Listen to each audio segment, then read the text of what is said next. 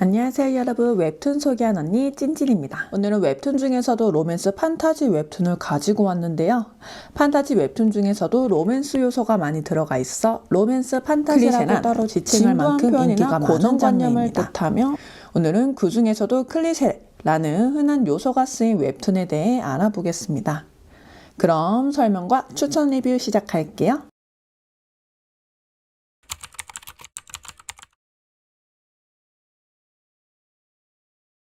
많이 읽어보신 분들은 양판소라는 줄임말도 많이 들어보셨을 거예요. 양산형 판타지 소설로서 클리셰와 똑같거나 비슷하다고 생각해 주시면 됩니다.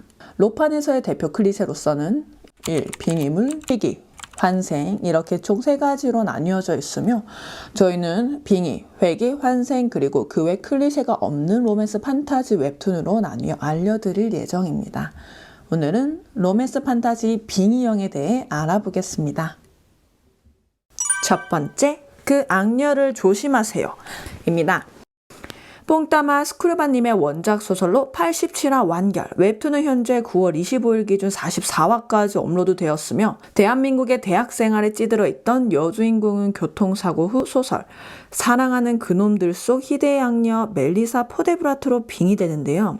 소설 속 멋진 남주인공들이 알고 보니 찌질한 똥차라는 사실을 알게 된 후 남주인공들에게 시달리는 소설 속 여주인공의 유리를 안타깝게 여겨 옆에서 찌질한 똥차들을 치워주는데 도와줍니다.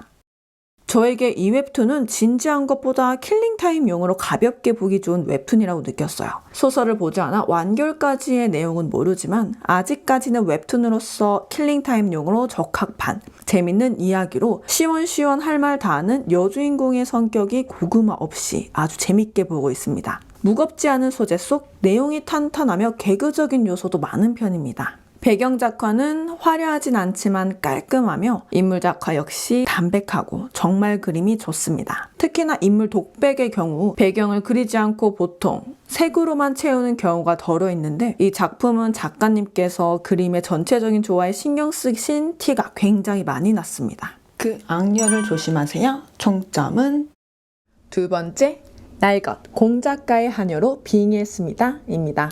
주아리님의 원작 소설로는 114화 완결되었으며 9월 25일 기준 66화까지 업로드 되었습니다. 저주에 걸려 평생을 외롭게 살다 죽은 소설 속 비운의 서브 남주인공 리안드로 아리를 하던 여주인공은 소설 속 리안드로를 안타깝게 여기다 자다 깨보니 소설 속 리안드로의 저택의 하녀 이벨리나가 되는데요. 리안드로의 미래를 아는 만큼 이벨리나는 어린 시절부터 그를 돌봐주며 원래라면 소설 속 여주인공이 풀어줘야 할 저주마저 이벨리나가 풀어버리게 됩니다. 기존 소설이라면 소설 속 여주인공을 사랑해야 할 리안드로는 이벨리나를 사랑하게 되며 이야기가 진행됩니다. 저는 초반 리안드로의 어린 시절 서사가 굉장히 인상 깊었어요. 그리고 초반 이벨리나가 리안드로의 마음을 알아차리는데 눈치가 없는 것 같아 답답했습니다. 전체적으로 웹툰의 스토리가 뻔하고 유치한 감이 없지 않아 있으며 배경 작화는 섬세하나 인물 작화가 조금 인위적이라고 느껴질 때가 있었습니다. 총점은 세 번째, 구경하는 들러리양입니다.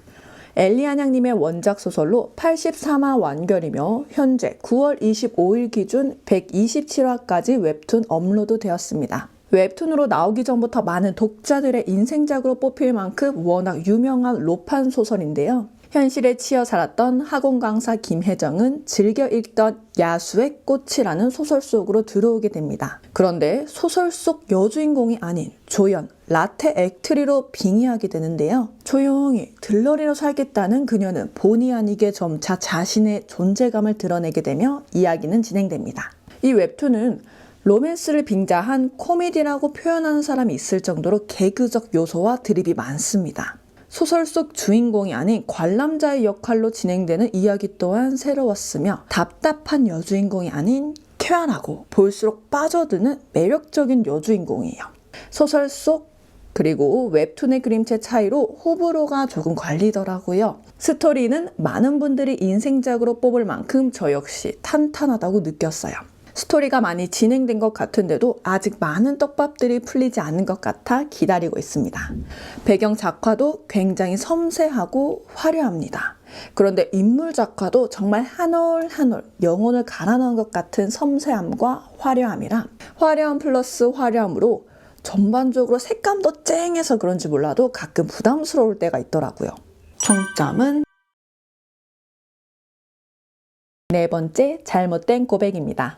전생에 집으로 돌아가던 중 교통사고를 당하게 되는 여주인공은 이름 모를 죽어가던 고아로 눈을 뜨게 됩니다. 신전의 사제님이 거두어 자라며 사제가 된 그녀는 알고 보니 어마어마한 실력을 가지고 있었는데요. 그 후 전쟁 토벌의 힐러로 참여하게 된 그녀는 그곳에서 한 남자에게 반하고 맨정신으로는 힘들어 술을 한잔한 채 고백을 하게 되는데 실수로 다른 사람에게 고백을 하게 됩니다.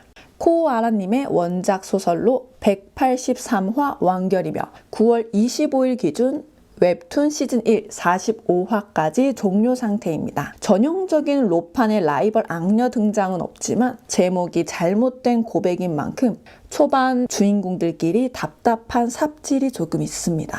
특히 전 여주인공이 너무 답답했어요. 하지만 남주인공들의 잘생김과 귀여움으로 광대는 자꾸 올라갑니다. 스토리가 뻔하다고는 하지만 저는 작가님을 굉장히 손꼽아 기다리고 있다는 점.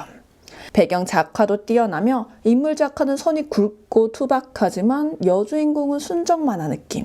남주인공들은 각자 캐릭터에 맞게 매력을 살려 잘생겼습니다.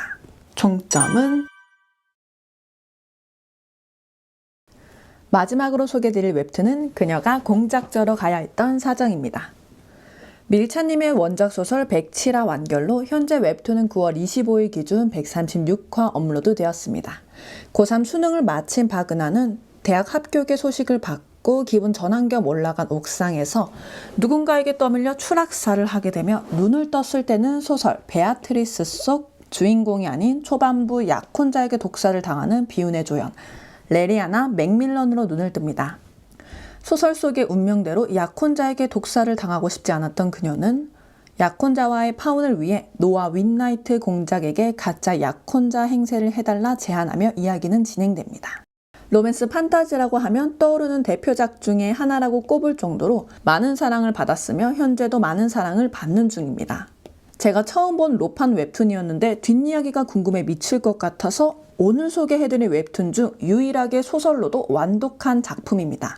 완결부터 외전 끝까지 본 저로서는 장담할 수 있습니다. 재밌습니다.